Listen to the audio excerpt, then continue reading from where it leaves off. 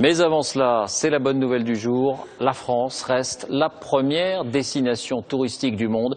La Tour Eiffel, le Louvre, le Mont Saint-Michel restent apparemment imbattables. Florence Griffon, David Dameda. Le Mont Saint-Michel, la Côte d'Azur ou Paris. Des paysages de cartes postales qu'ils viennent admirer du bout du monde. Pour moi ici, tout est un décor magnifique. C'est pas surprenant qu'on vienne le voir de partout dans le monde. Vous avez un peu de tout, des plages, la campagne, mais aussi des grandes villes. Tout est vraiment très beau. Avec 83 millions de visiteurs, la France reste la première destination touristique au monde, devant les États-Unis et l'Espagne. Par rapport à l'année précédente, l'écart se creuse en notre faveur. Logique pour ce touriste hollandais. On vient surtout en France pour la météo, la plage, les cathédrales et les châteaux. Voici le top 5 des sites les plus visités, tous touristes confondus, français et étrangers.